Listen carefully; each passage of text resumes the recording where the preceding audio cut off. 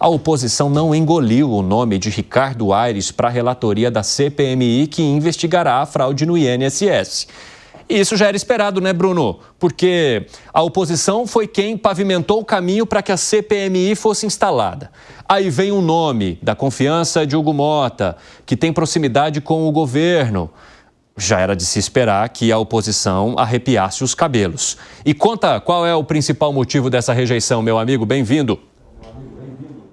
Ótima tarde a você, Evandro. Ótima tarde a quem nos acompanha, aos nossos analistas, ao Zé Maria, quem está com a gente aqui na Jovem Pan. Ricardo Aires e Omar Aziz, eles não assinaram o requerimento para investigar esse escândalo do INSS. E agora eles vão estar na mesa desta comissão. Omar Aziz estará na presidência e Ricardo Aires estará como relator. O que é muito importante, ou seja, a cada avanço dessa investigação, ele vai escrevendo, vai realizando então a composição desse relatório, que é um documento final, que vai indiciar ou não esses investigados. E aí estão reclamando que nem mesmo Omar, nem mesmo Ricardo Aires assinaram esse requerimento lá no início. E a oposição, então, não aceitando que esse nome seja o relator, já que ambos os nomes são aliados do governo e já tem um histórico de votação, algo em torno de 80%, outro algo em torno de 60% em votações aliados com o governo, o que dificilmente isso vai levar algo para investigar o governo ou algum integrante do governo que possa ter agido de uma forma errada, ou seja, aplicado uma conduta diferente.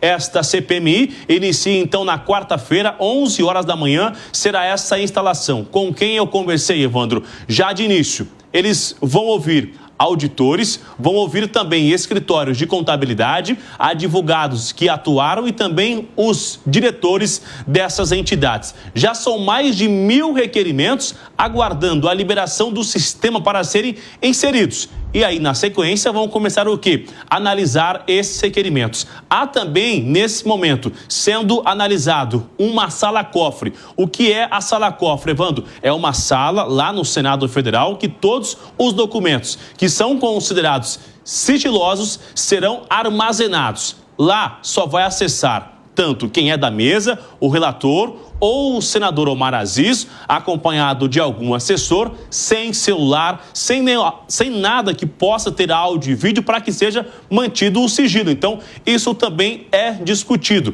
já que o assunto é de grande relevância, uma sala-cofre que vai armazenar essas informações. Hoje, um pouco mais cedo, conversei com o senador Isalci Lucas, aqui da capital federal, que também deu mais informações sobre o que ele espera em relação a esta abertura da CPMI do INSS. Vamos ver. Já estamos preparando aí para dar entrada nos requerimentos, já tenho mais de 300 prontos, a gente convocando aí vários atores, né? Inclusive aqueles que mais receberam lá atrás, da CONTAG, do próprio sindicato do irmão do presidente Lula, né? Vários servidores do INSS e também os donos dessas instituições aí que assaltaram, que roubaram os aposentados e pensionistas. Então, quarta-feira vamos dar início aos trabalhos e vamos para cima. É evidente, ficamos decepcionados com relação à forma que o Supremo determinou que os aposentados assinassem um documento abrindo mão, né, de ações judiciais, exatamente para proibir, para que esses aposentados não reivindiquem em dobro, de acordo com o Código do Consumidor. Então, nós vamos trabalhar na CPMI para desvendar tudo isso e também garantir realmente o ressarcimento em dobro, mas também penalizando aqueles que desviaram os recursos. Evandro, resumindo, os aliados do governo estão colocando a culpa no governo anterior, governo de Bolsonaro, e os aliados da oposição estão colocando a culpa neste governo. A conferir qual será o resultado, uma CPMI que vai durar 180 dias em um ano que antecede as eleições. O receio é que vire realmente um local de fazer recorte para as redes sociais e já garantir uma reeleição, Evandro. Bruno Pinheiro, obrigado pelas informações, meu amigo. Acho que não há dúvida de que haverá um palco para recortes, né? Tudo vira recorte hoje de internet, principalmente no ano pré-eleitoral, e é natural também que haja essa disputa pela culpabilidade do governo anterior ou do atual, quando, na verdade, a responsabilidade pode ser compartilhada. Zé Maria Trindade, como é que você avalia esse movimento da oposição e as dificuldades que podem aparecer com os nomes que foram indicados até agora? Pois é, o presidente da Câmara, ele tenta ali recompor a sua liderança, mas nesse caso aí, já no início eu dizia que esta é uma decisão dos partidos políticos, né? Porque a composição da CPI, ela é dos líderes indicando integrantes de acordo com a sua proporcionalidade, né? O partido que tem mais deputados e senadores indica mais. E é essa maioria que forma a mesa diretora, que vai eleger o presidente da CPI e o presidente da CPI vai indicar o relator. Não é alguém de fora da CPI ou alguém de fora dos partidos políticos que vai sacar do bolete, do colete, do bolso do colete, como dizia antigamente, né? E dizer, esse vai ser o relator, esse vai ser o presidente da comissão parlamentar. Há, sim, uma disputa muito forte, uma guerra interna, e toda a CPI tem. Toda a CPI tem. O governo tenta dominar o plenário. A oposição tenta formar maioria no plenário. Vamos ver exatamente agora, no início dos trabalhos. O mais velho, né, como disse o senador Isalci, convoca a sessão e lá todos já sabem de cor e salteado como é que está o plenário para eleger o presidente e relator. Pode acontecer um acordo? Pode, mas isso tem que ser feito dentro da CPI, que é complicado, uma CPI mista. Fala, Gani. Olha só, né, figuras aí do Centrão, né, no comando da CPMI, eu não acho adequado, até porque esse escândalo de corrupção passou, sim, pela concordância, em certo sentido, do Centrão de partidos de esquerda, lá na medida provisória de 2019, onde eles facilitaram a continuidade do recadastramento automático. Vamos lembrar que, à época, o presidente Jair Bolsonaro tinha colocado uma medida provisória justamente dificultando o recadastramento automático, porque havia ali um indício de fraude. O que os Centrão e os partidos de esquerda fizeram? Colocaram ali um jabuti, alteraram, jogaram essa medida apenas para 2021. Em 2021, fizeram um novo movimento, né? Um jabuti novamente, facilitando o recadastramento automático até enterrar de vez em 2022 e ficou assim, abrindo as portas, evidentemente, para a facilidade da corrupção. Isso ocorreu justamente com partidos ali de centro e de esquerda. Portanto, eu acho que tem que ser no comando, tanto na presidência quanto na relatoria, figuras absolutamente técnicas e não ligadas a nenhum desses partidos. Ô Fábio Piperno, é impressão minha ou há uma dificuldade maior nessa atual gestão da Câmara e do Senado, enfim, mais da Câmara, em articular algo e fazer com que os seus aliados aceitem e permaneçam em silêncio?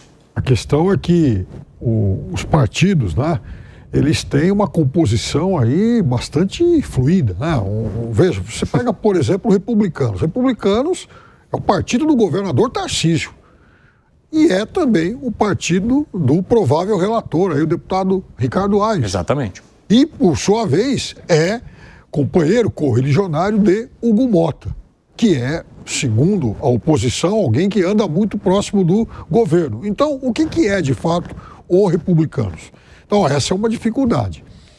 Osmar Aziz, por exemplo. Aziz, o senador Aziz, ele também é próximo do governo, mas não vamos esquecer que é um parlamentar do PSD de Kassab, que é um dos fiadores políticos aí do governador Tarcísio.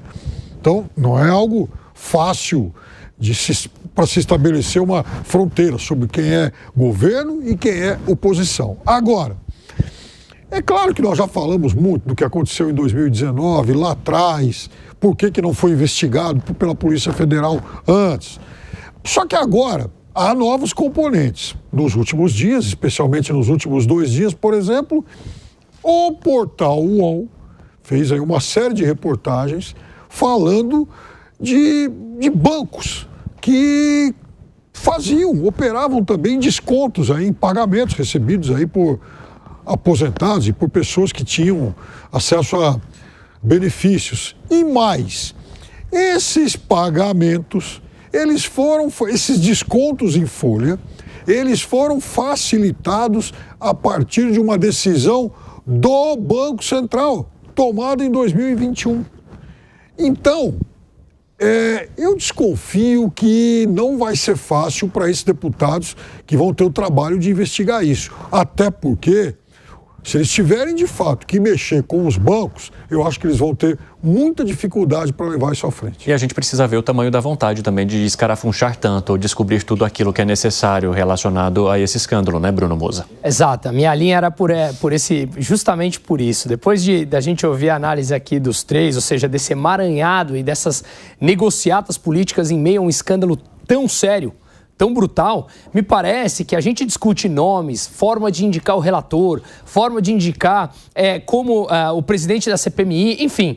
Mas a gente esquece que isso foi uma fraude bilionária de aposentados e pensionistas. Parece que o fato em si, ele é suplantado pelos interesses políticos. E a gente simplesmente perde isso de cena. Como se passasse mais um evento catastrófico no Brasil, onde bilhões são drenados pelo ralo e fica assim. A gente para de falar, a gente esquece, daqui a pouco vem a notícia que já foram restaurados alguns bilhões para alguns prejudicados e vai passando por isso. Portanto, eu acho que é interessante nós analisarmos. Tem o Roberto Reis, que é um analista político, na minha opinião, um dos das análises que eu mais gosto, que ele fala o seguinte: acredite você ou não, existem hoje apenas seis nomes do Centrão que dominam 70% de todo o ecossistema político. 2/3 dos deputados federais, 3/4 dos senadores, 2/3 dos governadores, 3/4 dos prefeitos de capitais. 4.000 cidades nas mãos de 6 pessoas. E aí essas pessoas arquitetam toda uma CPMI e os bilhões de aposentados simplesmente são drenados ou parados em meio à corrupção. O Brasil precisa mudar urgentemente.